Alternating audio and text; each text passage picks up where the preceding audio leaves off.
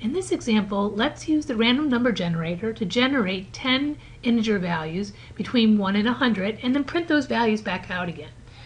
So instead of creating 10 different variables to hold those random numbers, I'm going to create an integer array. So I'm going to do int, bracket, bracket, space. I need to give it a name, so I'm going to call it random integers equals a new integer array.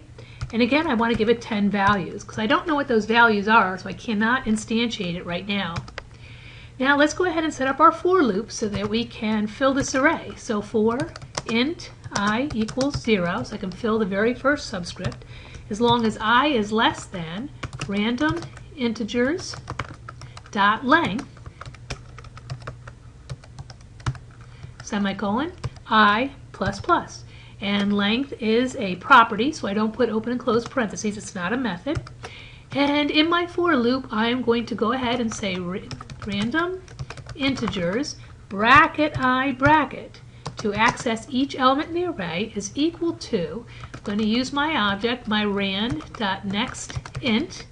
I'm going to tell it that I want to create a number between 0 and 100, but then if I add 1 to it, that way I get 1 to 100. I spelled integers wrong here. Let me fix that. Okay. And let's go ahead and print them out as we go. So I'm going to do system.out.println so we can see what the random numbers are. So random integers, again, we want to use our square brackets. We want to print out whatever's in position I. Okay. All right, let's go ahead and run it and see what it looks like.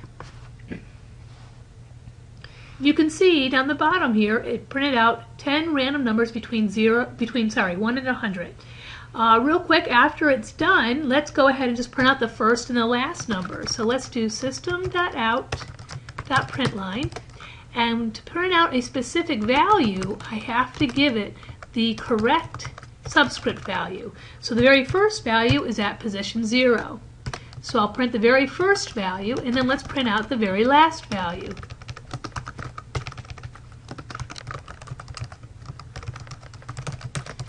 And the last value, of course, is going to be random integers bracket. Now, since I might not know exactly what the length of the variable is, of the array, so again, I can use my random integers, I can use my property dot length. But there is a problem with that. Let's see what happens when we try to run it. Okay, so I want to see the first and the last. And what's going to happen is, I said earlier, I'm going to get an index out of bounds exception. And the reason that I'm getting that is because of the fact that I went past the end of my array. I need to go back up to my code, and I need to make this length -1 because the subscripts only go to 1 less than the size of the array. If I run it again, we can see that the last value is 45, and if I scroll up, I can see that the first value was 95, and that's what printed out.